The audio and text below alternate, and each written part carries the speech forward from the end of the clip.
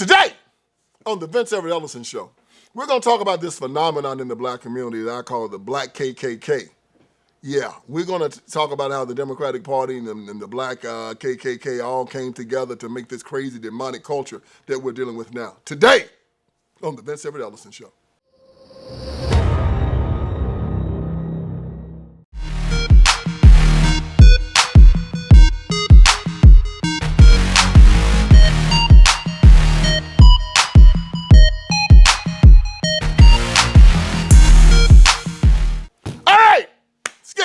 Started. You know, y'all, in our Bible, Jesus Christ talked a lot about how your ancestors and the people that teach you can have a direct effect on you. It's a correlation. When he talked to the Pharisees and the Sadducees and the Sanhedrin, the religious leaders of that time who were coming out against them, when he confronted them, he told them, so you're just like your father, the devil. Yeah, he did this in, this was in John 8:44. He said, you belong to your father, the devil, and you want to carry out your father's desires. He was a murderer from the beginning, not holding to the truth, for there is no truth in him. When he lies, he speaks his native language, for he is a liar and the father of lies. This is the NIV version, John 8:44.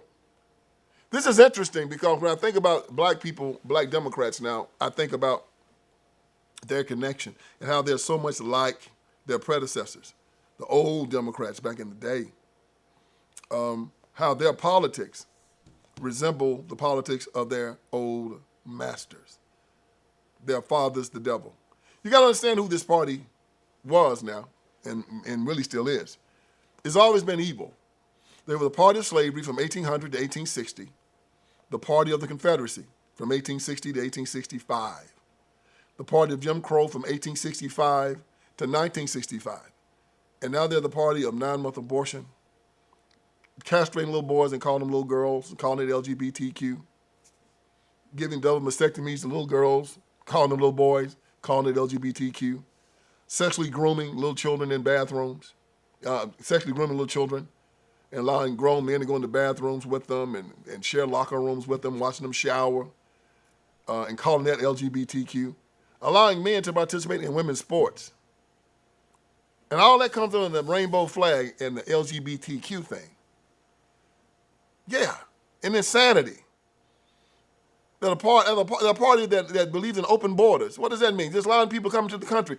Terrorists, sex fiends, malcontents, dope dealers, people out of insane asylums. All of that, just come on in. Sex traffickers, fentanyl, just pimping America out to the cartels. Taking your gun away so you can't defend yourself against it. Trapping children in failing schools instead of giving them school choice so they can come out and learn to read and write and have a better life. No, not the Democratic Party. Violence, hatred, unforgiveness, victimization. What did Jesus say? And they were that way. They've been that way. They have not changed. They started the Civil War because of grievance. You won't let us have our slaves. They wanted the right to keep people in slavery. Just like now they want to have the right to kill children. I will leave the party if you don't let me keep slaves. I will leave the party if you don't let me kill children. If you don't want to have children, why don't you just stop doing the thing that brings children into the world, like having sex? Or, since if you want to do that and not get pregnant, why don't you just use birth control?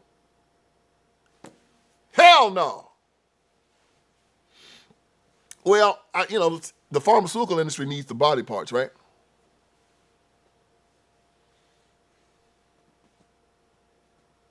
So a lot of times I don't think the contraceptives worked because the contraception worked.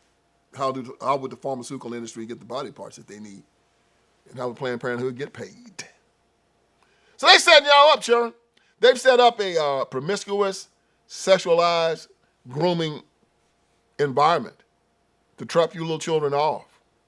So that before you have your first child, a woman has had 3 or 4 abortions. And that's why so many children are being born with autism now. The reason why so many women's bodies are destroyed. The reason why they live in such condemnation, and they have convinced you. They have convinced you to murder your own offspring. And when you get to a point where you can murder your own offspring, you care nothing about anyone else, including yourself. You don't care anything about the man you're going to marry. You don't care anything about the children you're birthing into the world. You don't care nothing about yourself.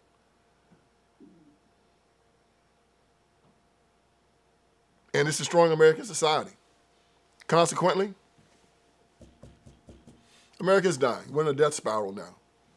And we've been there for the last 10 years. But I digress. In the black community right now, we have this thing, and I heard my good friend Jason Whitlock, and I like Jason a lot. I was on Jason's show last year, and Jason invited me to speak at his Fearless Conference last year. I was on Jason's show a couple of months ago. Sure was. I was on a panel discussion.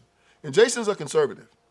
And Jason, like me, we're very concerned about the violence inside the black community, but we're also concerned about who's promoting the violence and why the violence is being carried out. This is not being done in a vacuum, y'all. Now, there's a method behind the madness here. In my first book, The Iron Triangle, I talk about how the Democratic Party wants to use race to divide white and black Americans in their quest for power. This is a civil war in Christianity. This is black Christians fighting white Christians. But it's always been that way. The KKK always had it that way. Who's the KKK? KKK is the Ku Klux Klan. Who's the Ku Klux Klan? The Ku Klux Klan came about after the Confederates lost the Civil War. They went back down south after the war, the ones that survived, the white men that survived, and they walked into the planet of the apes as far as they were concerned. Black people were free. Black people were in public office. Black people were learning to read and write. And in many instances, they came back home and black folks was running their plantations. And even though they lost the war, they did not submit. So they decided, look, man, since we cannot organize under the banner of the Confederacy, let's organize under the banner of something else. So they got a Democratic Party. They had the Democratic Party still set up. It never, ever fell apart down south. So they put a military wing under the Democratic Party. And instead of calling it the Confederacy, they called it the Ku Klux Klan. And the Ku Klux Klan's job was to put the black man back in his place. Now, what was the solution to the Ku Klux Klan? It should have been black men getting their guns and killing these white racists and white Democrats and saying, okay. See, it would have been cool if the North had got them from the North coming down and black men had treated themselves and come from the South and put them in a box and killed all the racists. They didn't do that. Instead, the white men came back down south, having been beat handily by the North. Half of them were dead, and the other, most of them, nobody was left out of that thing unscathed. You know, eyes out, one leg, one arm. And black men, freshly off the plantation, had the perfect opportunity then to uprise and say, now, this belongs to us. Now, we run this. Instead, they bowed to the master and allowed the Ku Klux Klan to come and scare them to death and take power. Intimidation, murder, bribery, race hatred. They were burnt across, which means they were also practicing a false religion. Any of it sound familiar? A religion of race hatred. Any of that sound familiar? A religion of violence toward people of different races and against people of their race who did not agree with them. Does any of that sound familiar? Yeah, it sounds like the black Democrat today. Just like his father, the devil. See where I'm going with it now? Yeah, this isn't strange. When people get power, they usually do this. Are y'all familiar with the country of Liberia? Liberia is a very interesting country. Liberia was formed by the American Colonization Society. American Colonization Society. Started in 1822. And between 1822 and 1867, they had transported 13,000 black Americans to Liberia. This American Colonization Society believed that black people would not make it in America, that white people would always be racist against them, and that they would have a better chance of making it in Africa. So they bought some land in Africa and started sending black people to Africa. And these black people formed a country called Liberia. If you look at the flag from the country of Liberia, it looks just like the American flag with one star. The capital of the country is called Monrovia. It's named after the president, James Monroe. James Monroe was our fourth president of the United States. You had George Washington, you had John Adams, you had Thomas Jefferson, then you had James Madison, then you had James Monroe. After him, you had John Adams, and then you had Andrew Jackson, then you had Martin Van Buren, and then you had William Henry Harrison, then you had John Tyler, and then you had James K. Polk, you had Zachary Taylor, Millard Fillmore. We can go on down the line. Franklin Pierce, Buchanan, Lincoln, Andrew Johnson, Ulysses S. Grant, Rutherford B. Hayes, and Garfield, and on and on. So, Liberia comes about. The black people go to Liberia. Black Americans. They have black American culture, they have American culture. They have American language. They have American religion. And soon as they get to Liberia, you know what they start doing? They started discriminating against the Africans in Liberia. Just like the white folks were discriminating against black people in America, they started doing the same thing to the Africans. Now here it is. The Americo-Liberian settlers did not relate well to the indigenous people they encountered, especially those in communities of more isolated the bush area. The colonial settlements were raided by the Kru, K-R-U, and the Grebo, G-R-E-B-O, Grebo or Grebo, G-R-E-B-O, from their inland chiefdoms. Encounters with tribal Africans in the bush often became violent.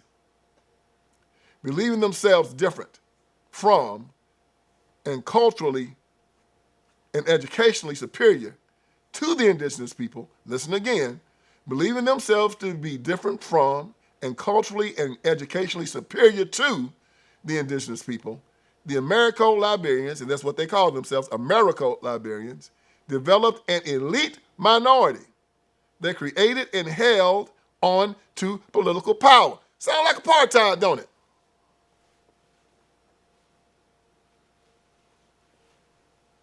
Sound like South Carolina and Mississippi in the South after the Civil War. The Americo-Liberian settlers adopted clothing such as hoop skirts and tailcoats and generally viewed themselves as culturally and socially superior to indigenous Africans. Indigenous tribesmen did not enjoy birthright citizenship in their own land until 1904. So, black folks left America, took American ways into Africa, and treated Africans the exact same way as white people treated them in America. As I told you before, people are not treated badly because of the color of their skin or because of their race. They are treated badly because they're weak. They're oppressed and they're victimized because they are weak. You must fight against weakness because, dog, you ain't going to change the color of your skin. That's not going to happen. But if you find a white person that's weak, a bully is going to mistreat them. If you find an Asian person that's weak, a bully is going to mistreat them. And if you find yourself a black person that's weak, a bully is going to mistreat them. But didn't nobody mess with Bruce Lee, did they? Yeah, he was Asian. Bruce Lee would beat the hell out of anybody. Talk about that tall. It didn't play. Oh, man. If you're strong, you run stuff. If you're weak, you don't. Jack Johnson was knocking out white men in 1909, running around with white women. Nobody bothered Jack Johnson. He died in a car wreck. Talk more trash. You think Ali talked trash. Jack Johnson walked around with gold teeth in his mouth. He'd walk into a ring with 100,000 white folks hollering, kill the N-word, and Jack Johnson go in and knock the white man out and then walk out with a white woman and when nobody put their hands on it. He knocked out the Great White Hope in Reno, Nevada back in, I think it was 1909. Jim Jeffries. Just beat him like a dog. Made close to $100,000. Put it in a suitcase. Walked out with his white woman, went back to Chicago, gave him a parade. And no white man ever put his hands on Jack Johnson, not unless he was in a boxing ring. You know what? Because Jack Johnson was not weak.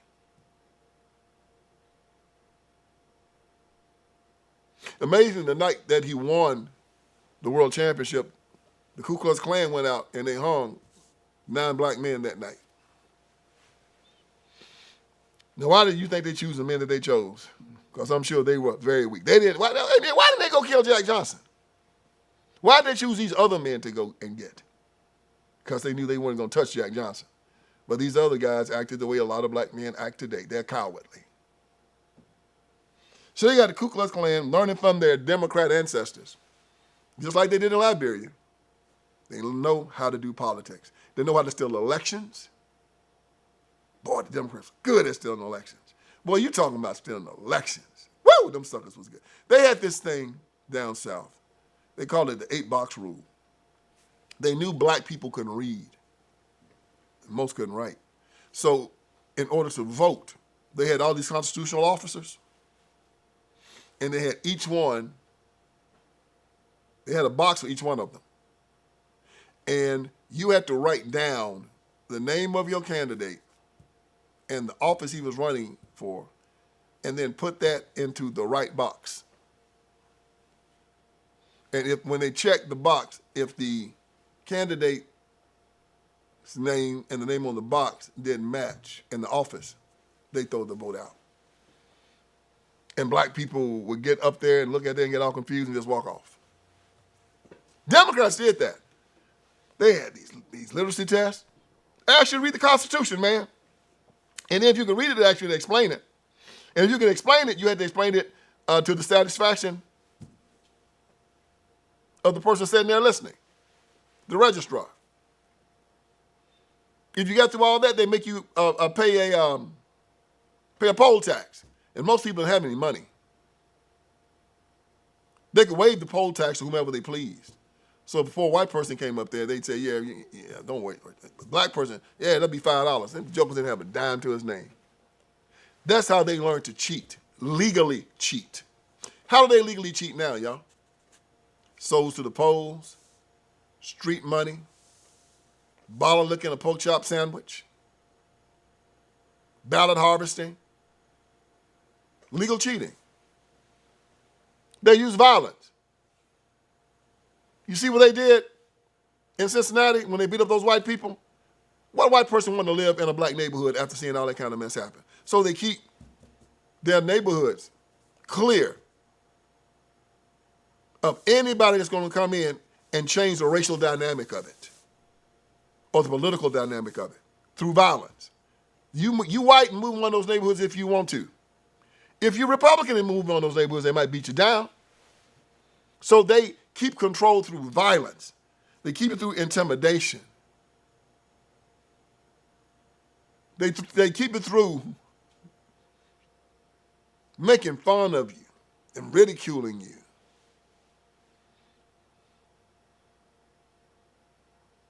And the one thing they got in common with the Ku Klux Klan, and this was brutal and this was mean, they knew, as the Klan knew, that their actions and their violence would keep their constituents poor and uneducated and at the bottom of every socioeconomic statistic in America. But the ones on top kept their power. And that's all that matters. They would burn down these cities and proclaim themselves king of the ashes. They didn't want anyone to have a better education than them. They didn't want anybody to make more money than them. They didn't want anybody to be happier or have more power than them. They had to be the big fish in the little pond. And anybody that came in and challenged them, they made sure they made an example of them and ran them out. The Black KKK, dangerous, angry, mean. And then how they set this all up? Same way the KKK did it back in the South. They had a bunch of old, no good, lying, white Protestant preachers that talked racism. They talked about the curse of Ham, that God made black people inferior, that they were supposed to be inferior. So now you got a bunch of black politicians saying the same thing about white folks. You got jokers like Jamal Bryant, and you got these black preachers that are just up in the pulpit talking abject racism.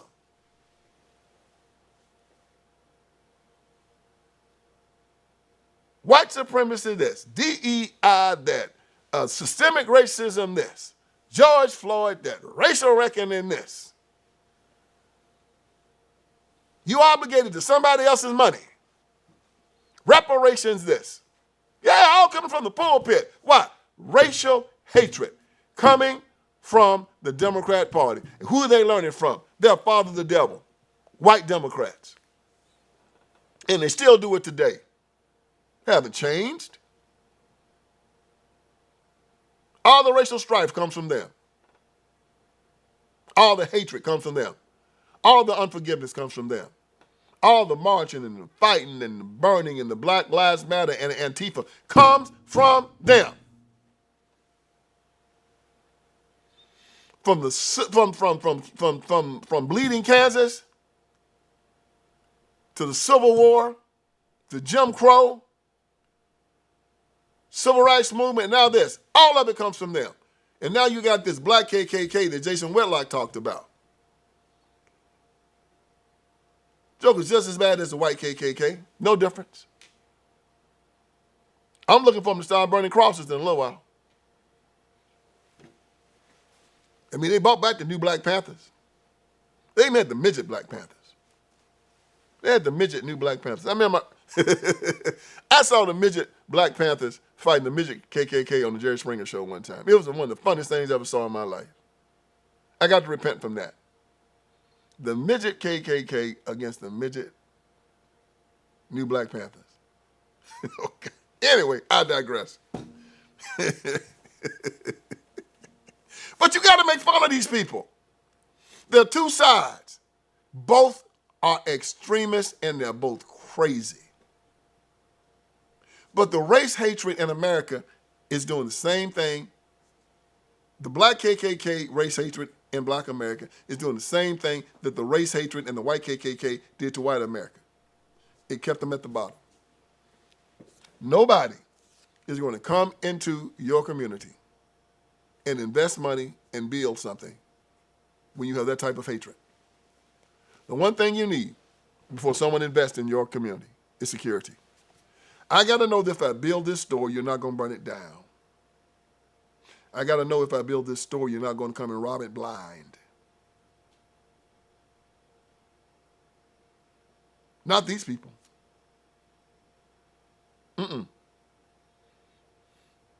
Build a store if you want to. As soon as something break off, something between white and black, they're going to riot and burn it up.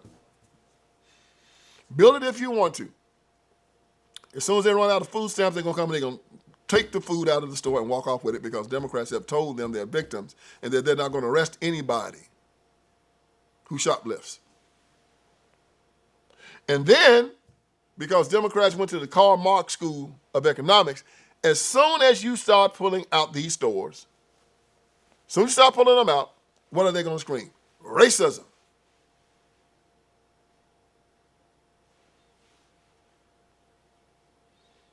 I was making like the man said, I was making a good profit in this store. I was making a whole lot of money, but I pulled it out because I didn't want to see black people eat. And then the Democrats going to tell them that that's what's happened. No, what's happening is that you got the Black KKK. The Black KKK running around there doing exactly what Carl Jung said, which is the victim cannot be trusted. The chronic victim cannot be trusted. And the Democratic Party is the chronic victim. Their constituents are chronic victims. The KKK were chronic victims, and now the Black KKK are definitely chronic victims. Because all you hear about is racism, DEI, affirmative action, systemic racism, white supremacy, I can't make it, give me some handouts, I'm black, America, give me reparations. They have an apostate religion that came from Martin Luther King Jr. and the Civil Rights Movement that teaches the same lie that the old Protestant church used to teach down south, and that was race hatred. They have an educational system, just like they did down south with the white KKK, that propagates race hatred, and it's consistent fighting, consistent hatred, consistent violence, a dystopia. Like the South was before 1970 and the Republicans came and took it over. It's like a gladiator school, man. Everybody just fighting and killing and hanging folks, and you could get no economic development down there because of it. Same things in the city. But the Black KKK is on top. They selling the dope. Their teachers got the jobs. The politicians got the jobs making money, and they got the preachers, and they all got this little syndicate going on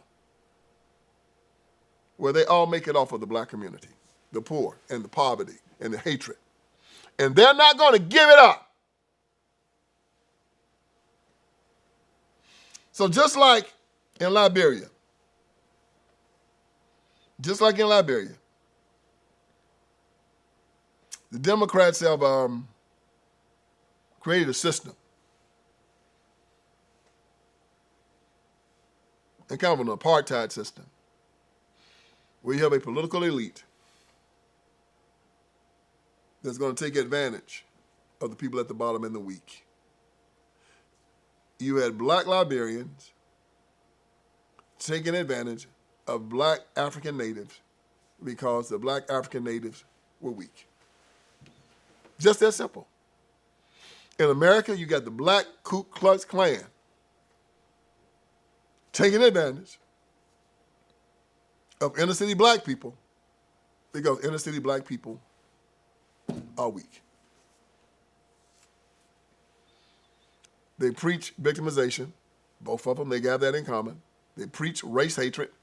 Both of them have that in common, the KKK and the Black KKK. They have an apostate religion from their pulpits. Both of them had that in common. They were both parts of the Democratic Party. They both have that in common. They both steal elections. They have that in common. And they both keep their people in a certain type of immoral turpitude and abject poverty. Crime, ignorance, inebriated with alcohol and dope, a dysfunctional environment where the rest of the world looks at it and they're aghast at it. God, how do these people live this way? You looked at, and they made fun of them a lot. It was the Beverly Hillbillies, Southerners. And they made fun of poor Southerners and how even though they lived in that mansion, they wore all these raggedy clothes. And they spoke an ignorant dialect. And they acted unkempt. And were proud of it. And you got black Democrats, and the Black KKK does the same thing. These hip-hop jokers can make all kind of money. And you look at them, they look just like the Beverly Hillbillies. Look like they never left the hood. Never left the hood. The money did nothing for them. They still talk like they're from the projects. They still look like they're from the projects. They still act like they're from the projects. They still eat the same foods. Nothing's changed. Proud of it. I got love for the street, man. I got love for the street. I can go to any project and I still get my respect, man. tats on their faces, on their names, hair, on their necks, hair all looking crazy. Just like the old white KKK, they're the Black KKK. They haven't changed. They've learned from their masters. They learned from their ancestors. They learned from their father, the devil. And I've told you the Democratic Party was the evilest institution in the history of the world. Never back down from that fact. And just like I said, just like Jesus told the Pharisees and the Sadducees, he said again, John 8:44 in the New International Version. He said, you belong to your father, the devil, and you want to carry out your father's desires. He was a murderer from the beginning, not holding to the truth. For there is no truth in him. When he lies, he speaks his native tongue, for he is a liar and the father of lies. That's the Democratic Party, and that's black Democrats today. They learned it from their masters, and they look and act just like them. No difference whatsoever. Nothing but murder, mayhem, and destruction. They're destroying the black community. And I'm going to keep telling you about this because I'm here to wake you up. I hope I did you some good today. So join me again for another edition of the Vince Everett Ellison Show. All right, friends, Vince Everett Ellison is here. I want you to go to my website. And on my website, you're going to see a lot of great stuff, man. You're going to see that we got t-shirts, we got caps. You got my books, my documentaries. You got all kinds of stuff on VinceSpeaksTruth.com. Go there. We're dropping new t-shirts. We're dropping new merchandise. My new book, The End of Tolerance, is there. The End of Tolerance. Make sure you get it. Make it #1. If you got my first 3, get The End of Tolerance. It's just as good. And it's telling us we have to end our tolerance with these leftists, these Democrats. We no longer allow them to sexually groom our children. We can no longer allow them to castrate little boys and call them little girls, run God out of the public square, take away our guns, take away our sovereignty. No longer allow it. So go on VinceSpeaksTruth.com. That is VinceSpeaksTruth.com. Hit merchandise. You'll see the t-shirts. You'll see the caps. You'll see the books. You'll see the documentaries. You'll see it all. And let's keep this ball rolling. God bless you.